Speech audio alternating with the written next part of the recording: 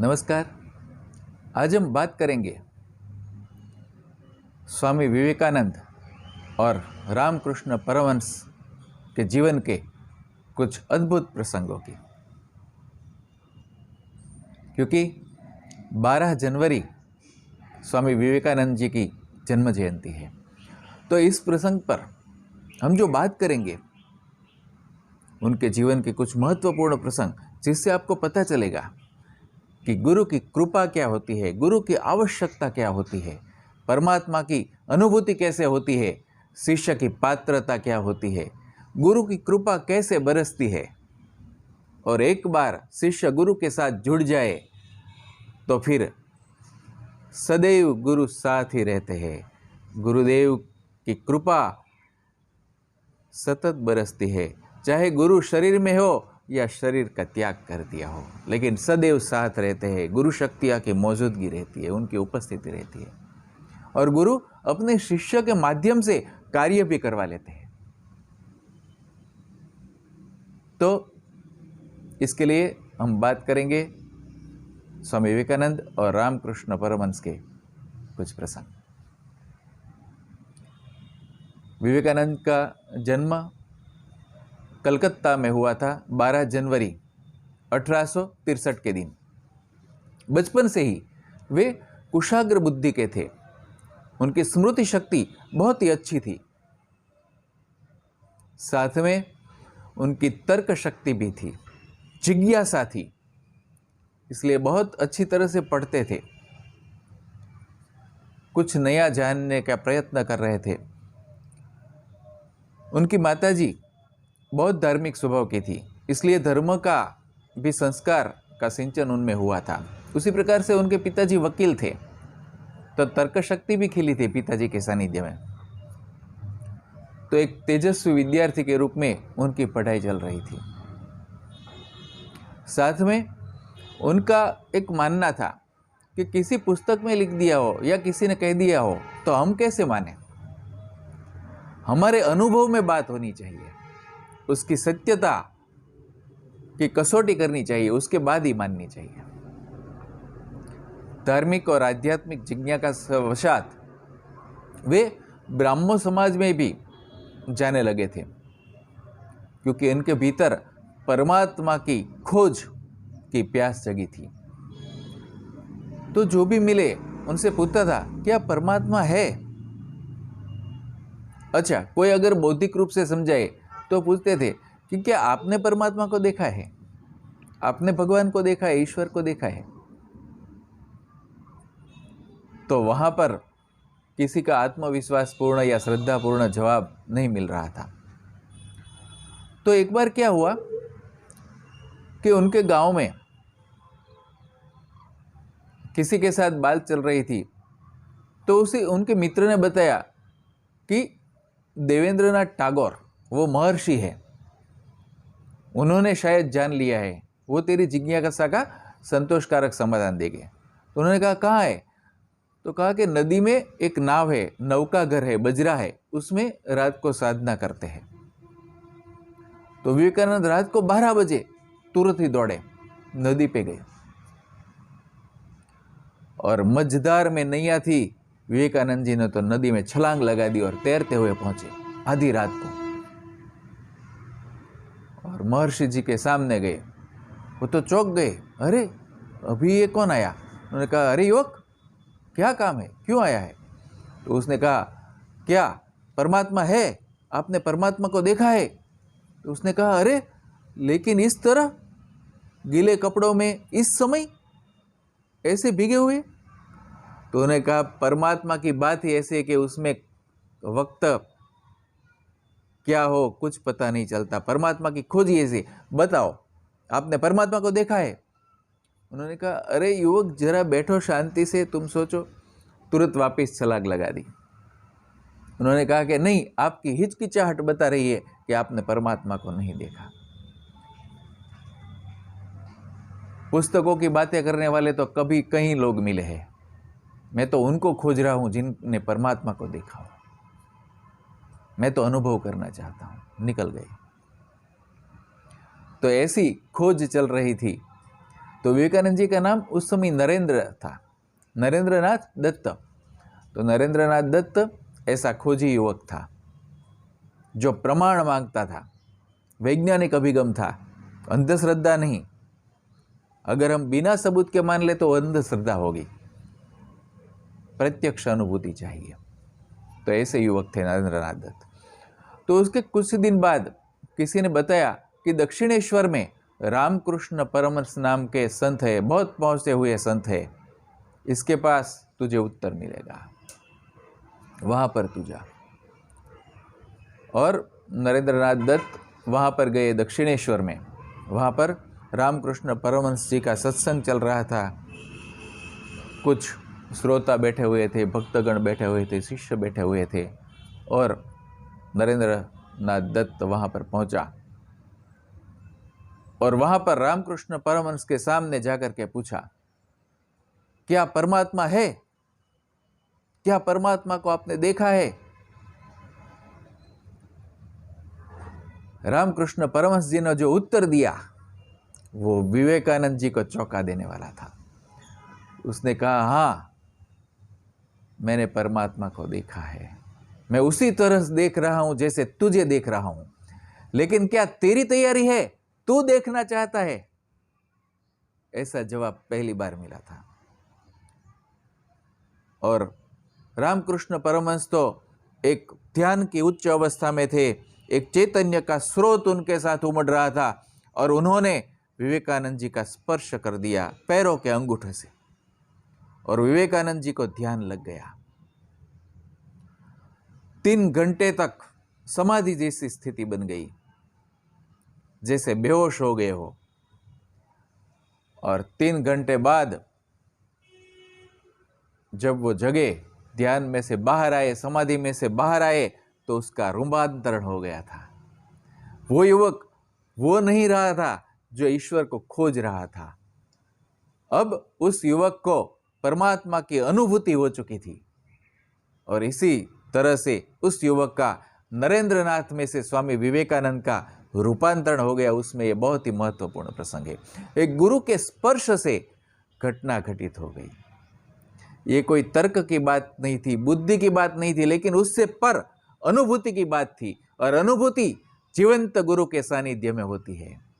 ऐसे जीवंत गुरु जिसने परमात्मा की प्राप्ति कर ली हो, परमात्मा की अनुभूति कर ली हो, और जिन्हें अनुभूति करवाने के लिए अधिकृत किया गया हो, ऐसे जीवंत सद्गुरु परमात्मा की अनुभूति करवा सकते हैं।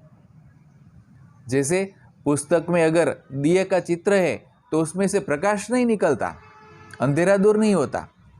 हाँ, दिए को हम पहचान सकते हैं, अंधेरा दूर करने के लिए दिया जलाना पड़ेगा। उसी तरह से भूतकाल के गुरु के वर्णन सुन के हमें प्रेरणा मिलती है, लेकिन अनुभूति जीवंत सद्गुरु के सानिध्य में होती है। पुस्तकें से हमें माहिती मिलती है, अनुभूति नहीं होती। अनुभूति के लिए खोजिए जीवंत सद्गुरु को। विवेकानंद जी ने ग्रेजुएशन समाप्त कर लिया था, पोस्ट ग्रेजुएशन शुरू किया था।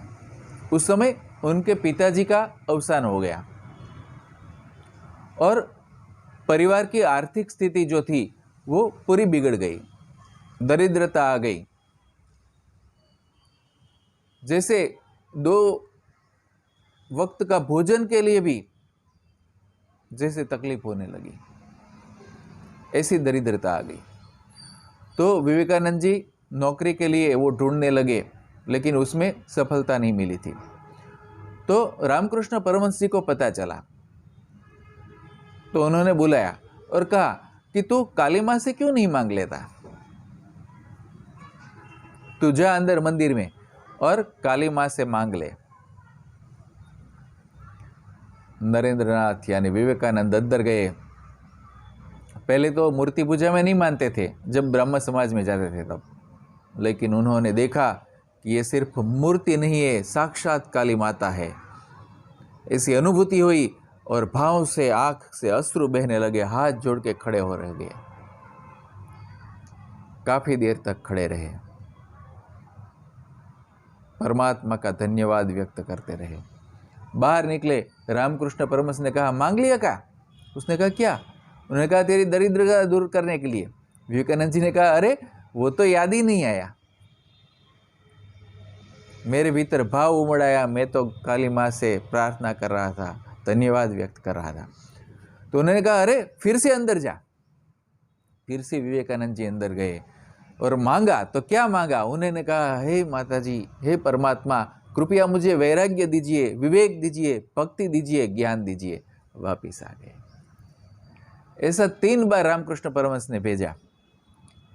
लेकिन विवेकानंद जी जैसे ही अंदर जाए, वो सांसारिक मांगना ही भूलने जाते थे, क्योंकि वही सच्ची उपासना है। जहां वासना है, सांसारिक इच्छा है, वहां उपासना नहीं है। उपासना तो है परमात्मा के पास में होना, और परमात्मा जब पास में हो तब संसार की चीजें मांगना कैसे याद रह सकता है? यही सच्चे शिष्य की पात्रता है। और रामकृष्ण परमहंस ने कहा कि बेटा, तुझे बहुत बड़ा आध्यात्मिक कार्य करना है। तेरा चित्त सांसारिक चीज़ों में कैसे रहेगा, सांसारिक समस्या में कैसे रहेगा? लेकिन परमात्मा सब कुछ योगक्षेम का वहन करते हैं। जा, तुझे मेरा आशीर्वाद है कि तुझे, तेरे परिवार को अन्न और वस्त्र की कमी नहीं रहेगी। इस तरह से गुरु के आशीर्वाद प्राप्त हो गए। उन्होंने देखा कि सांसारिक कामनाएं नहीं है इस युवक में, इस शिष्य में, ये तो परमात्मा के लिए प्यासा है, आध्यात्मिक कार्य के लिए उसका सर्जन हुआ है। तो इसमें गुरुदेव कहते हैं कि एक एक चॉकलेट नहीं मांगना है। जब परमात्मा पूरा डब्बा देने के लिए तैयार है, गुरुदेव पूरा डिब्बा देने के लिए तैयार है, तो कुछ मांगने की जरूरत नहीं। अगर मांग है तो वो प्रार्थना नहीं है, वो ध्यान नहीं है। इसलिए प्रार्थना और ध्यान हमेशा अपेक्षा रहित होना चाहिए। परमात्मा का सानिध्य ही संपूर्ण सर्वस्व है। कुछ सालों बाद रामकृष्ण परमहंस जी का देहांत हो गया। उन्होंने देह त्याग किया, लेकिन उससे 4 दिन पहले उन्होंने विवेकानंद जी को बुलवाया, उनके सामने बिठाया, उनको देखते रहे और गहन ध्यान में उतर गए। गहन ध्यान में से बाहर आने के बाद उन्होंने विवेकानंद जी को बताया कि मेरी सारी आध्यात्मिक शक्तियां थी, सारी आध्यात्मिक संपत्ति जो थी, मैंने तुझे दे दी है। उसे संभाल के रखना, उसे वृद्धिगत करना और आध्यात्मिक कार्य करते जाना। भारतीय संस्कृति और धर्म का अद्भुत कार्य तेरे हाथों से घटित होगा। बस वो परमात्मा का कार्य करते रहना इन शक्तियों से। तो ये उन्होंने आशीर्वाद दिए। गुरुदेव ने जो दिया, जैसे कि वो शक्तिपात था। पहले अनुभूति करवाई, वो भी भारतीय योग में कहते हैं शक्तिपात।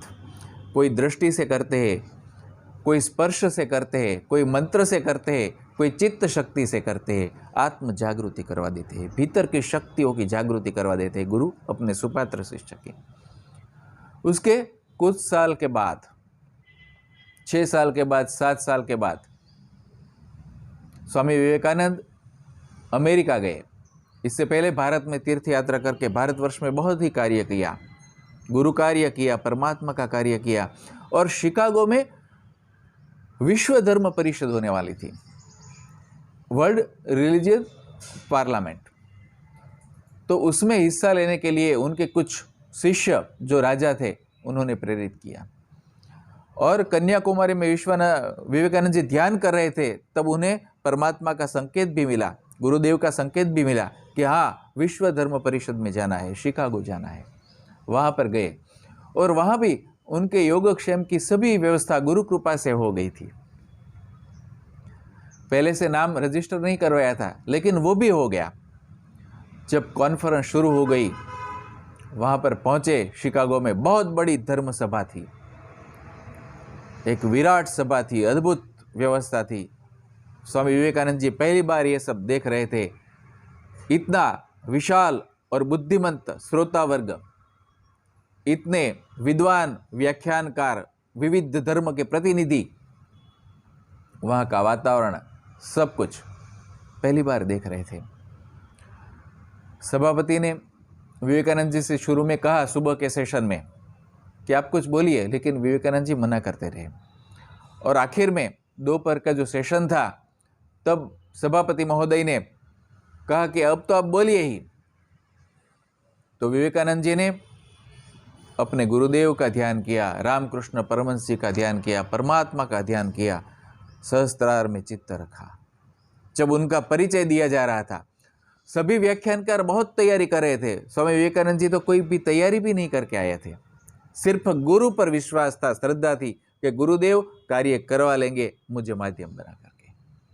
तो ये उनका विश्वास था। उन्होंने स्मरण किया तो उन्होंने क्या देखा कि उनके पीछे उनके गुरुदेव रामकृष्ण परमहंस खड़े हैं और आशीर्वाद दे रहे हैं। उनका चैतन्य साथ में ही है और भीतर का आत्मविश्वास जाग उठा।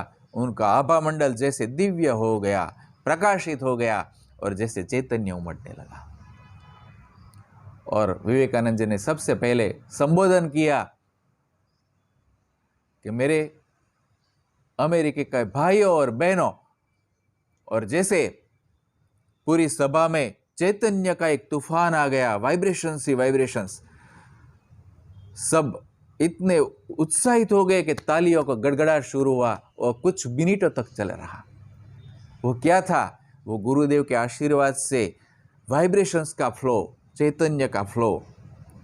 और पहले शब्द जो संबोधन के थे सबके हृदय पर उनकी असर हुई, प्रभाव हुआ।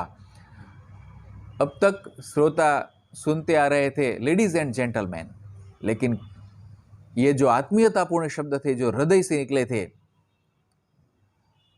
My American brothers and sisters, भावपूर्ण हृदय से हृदय पर उसके चैतन्य ने प्रभाव डाला। और पूरा जो व्याख्यान था संक्षिप्त था लेकिन बहुत प्रभावकारी था। उसके बाद की बात आप जानते हैं, विश्व धर्म परिषद में जो सफलता थी, भारतीय संस्कृति और धर्म की जो बातें गुरु कृपा में की, जैसे गुरुदेव ने ही बुलवा दी हो, अमिट प्रभाव छोड़ दिया आज तक। और उन्होंने भारत में भी आके बहुत कुछ कार्य किया, वो सब आप जानते हैं। लेकिन वीडियो का अभी समय हो गया है। कृपया आप नियमित रूप से ऐसे ही वीडियो देखते रहे और बने रहे यूट्यूब चैनल के साथ। सब्सक्राइब करें। Please share this video to maximum peoples. Thank you all of you. बहुत बहुत धन्यवाद।